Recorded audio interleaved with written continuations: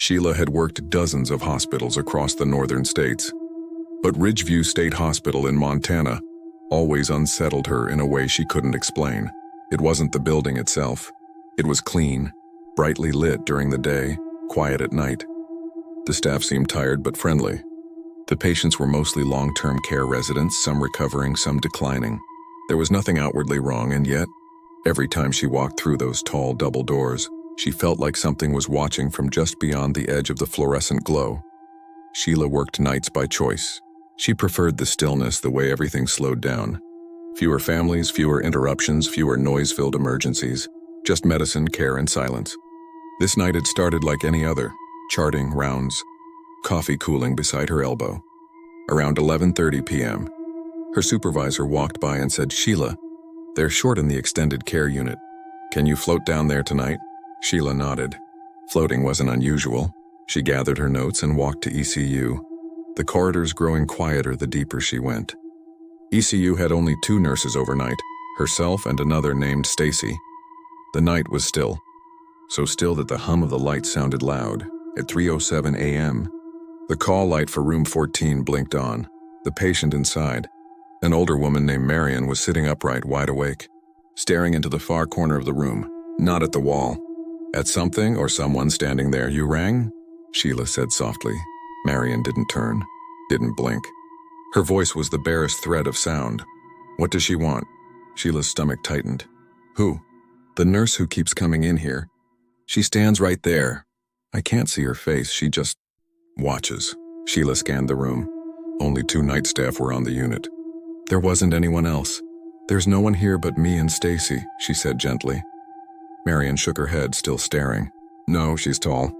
Black hair. And she keeps going in and out of the bathroom," Sheila checked. The bathroom was empty. The room was normal. "It was probably a dream," Sheila reassured her. "If you get scared again, push the call light. I'll come right away." But as Sheila turned to leave, Marion whispered, "She's still here." Sheila didn't look back. Sheila tried to brush it off. Night shift could distort the mind. Lack of sleep made shadows move. Marion had been on medication, strong medication. Visual hallucinations weren't unheard of, but the conversation stuck with her. The tone Marion used wasn't confused or frightened. It was certain, as if she knew exactly what she saw. Hours passed. The floor settled back into silence. Around 5:20 a.m., Sheila went to check on Marion again. She knocked softly, opened the door. The bed was empty. The bathroom door was slightly open. Sheila stepped toward it slowly, calling out, "Marion, are you all right?" She nudged the door. Marion lay collapsed on the cold tile. Her eyes were open, not frightened, not frozen in terror, just open, staring at something Sheila couldn't see. Her pulse was absent. Her skin had already cooled. The death report listed cardiac arrest. It was quiet, peaceful, unremarkable. But every time Sheila remembered the expression on Marion's face, she felt something twist in her chest. It wasn't the blankness of someone who slipped away in their sleep. It was the look of someone who died mid-conversation. Someone who saw something. Sheila requested reassignment. The next week, she didn't come back to ECU for 3 months. 3 months later, staffing shortages forced her return. Same unit, same hallway, same room. Room 14 now housed a man named Howard, 62, recovering from surgery. Alert, friendly, talkative. He joked about hospital food and told old stories about fishing with his brothers. He was grounded in reality, the kind of patient who noticed every detail and didn't miss much.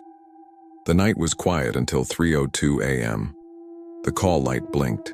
Sheila found Howard sitting upright, staring into the exact same corner Marion had once pointed to. His voice was steady, not panicked. "You're the night nurse, right?" "Yes," Sheila said slowly. "Then who is the woman that keeps coming in here and standing in the corner?" Sheila felt her heartbeat slow, heavy. "What, a woman?" "She doesn't say anything," Howard continued. "She just watches. Same uniform style as yours, but older, outdated, like from the 90s. Sheila felt the hairs rise along her arms. Howard sighed. "I thought maybe it was a dream. But I closed my eyes for a few minutes, and when I opened them, She was standing closer. He paused. She never has a face. Sheila's breath left her chest. She doesn't? She whispered. No, he said softly. It's just blank. There was a story whispered among hospital staff, never written, never confirmed. A nurse had once worked this unit in the late 1990s. She was dedicated, precise, compassionate. But staffing was worse back then. The workload was relentless. She worked double shifts for weeks, slept in her car between them, never complained. One night she went into room 14's bathroom and never came back out. They said she simply collapsed. Heart failure, exhaustion. The official cause was medical. Unofficially, staff said she never got to clock out, never got to rest. After Howard described her, Sheila finally asked Stacy about it. Stacy froze mid-sentence, then said quietly, "You worked here long enough. You think patients all hallucinate the same woman?" Neither spoke after that. At the end of the shift, Sheila passed room 14 one last time. The hallway was silent. The room was dark, but behind the darkness, just at the edge of her vision, a shape stood in the corner, not moving, not breathing, just watching. Sheila didn't go back to that hospital again, but sometimes, on other night shifts in other hospitals when the corridor is too quiet, she feels someone standing in the corner, still on duty, still working the shift, still waiting.